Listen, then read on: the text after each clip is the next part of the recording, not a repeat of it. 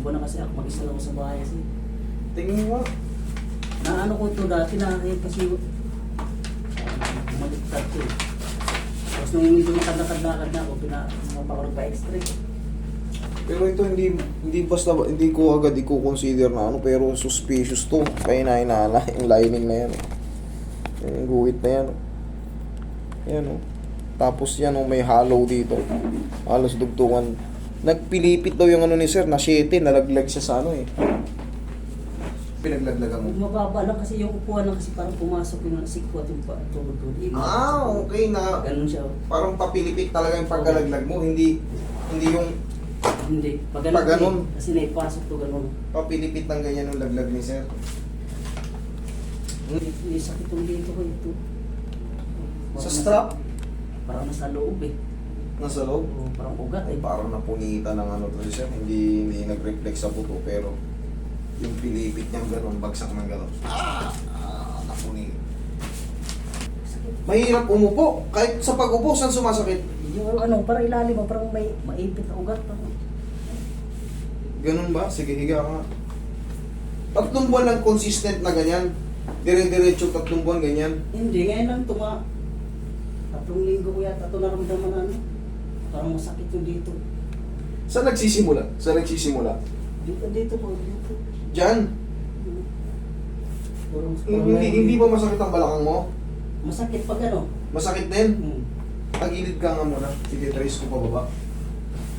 Hindi pala dito sumasakit kay sir, sa tuhod dito. Dito ba? Sakto to? Oo. Itong ganito? Dito na sa muscle. Pero hindi naman siya, yung todo, meron may ano din, parang kirot mo. May kirot-kirot yung tuhod mo, tapos pati dito, pag Parang may kumukulit dito. parang may kumukuryente rito. Ito kasi wala nang joint to. Itong mga muscle natin sa likod ng Pag binti. sumakit, parang makita yung dito ko, tagiliran eh. Damay dyan pagka kumikirot na to. O nauuna dyan. Wait yung ano ko eh, bagsak kasi dito eh. Hindi, ganito. Para hindi tayo malito. Nauuna yung sakit dito o dito muna sumasakit? Ito. Ito muna nauuna. Okay, sige. Sige, kabilang side idol.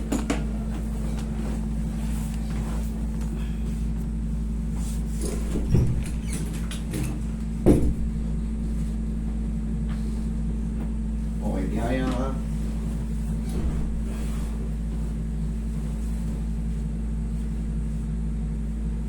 Ito, hindi sumasakit itong buko na to. Hindi. Okay. Sige, tupi. Masakit? Masakit? Okay, masakit. Yung ugat mo na to, dati pa to? Oo, dati yung cancer. Okay. Sige, pahingin mo ng mahiwagang pao natin. Tapusin muna natin ang mahiwagang pao. Tandaan nyo, pag gagamitin nyo yung pao, alugin nyo muna ha. Para yung sikap mo extract is masyapon dun sa loob. Pag nakaganyan kasi, kumikirot, may masakit. Oo. Kahit simpleng ganyan lang, may masakit. Basta naka-straight, mahirap eh. Basta naka-straight, mahirap. Pero nung pagkakalaglag mo, ganito na talaga yung naramdaman mo. Hindi po sir. Hindi. Oo. Kailan lang siya nagsimula? Mga 3 linggo na yata eh. 3 linggo. Sarap. Wow. Sarap. Ano ba? Ngayon, marirelease yung ngayon niya. Yung pressure dito. Lagyan natin ng bandage. O ngayon, pagka unti-unti mong nararamdaman yung ano, di ba, lakas ng madyas. Ngayon, pag nakaganyan ka, ha? Nawala. Nawala. Thank you, Lord. Ngayon, i-grip na muna natin. Ano? Dati kasi pag i-straight ko, parang maninigas, masakit yung... Ngayon? Parang medyo okay. Okay na. Kasalanan mo yan, pumunta ka rito eh. Okay? Hindi, siyempre kailangan natin galawin yung tuhod mo kasi napilipit. Ako na may tumunog. Literal na ano. What talaga yun? Gano'n no? Ewan ko narinig dyan. Lakas nga. Pero be careful sa mga gano'n ha, yung mga nag-aaral ha. Ganito, be careful. Kailangan naiintindihan nyo yung ginagawa nyo, hindi pwedeng palagutok yung palagutok.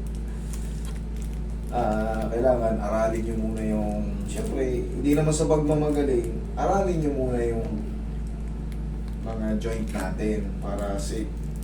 Kasi hindi lahat basta-basta pinalalagutok. Pag lumagutok kasi ng malakas yan, baka hindi healthy yun. Pag hindi tama, kailangan talaga alam nyo yung ginagawa nyo. Yun lang. Hindi pwedeng palagutok lang ng palagutok.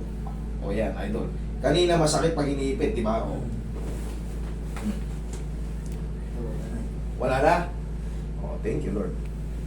Okay, lakad.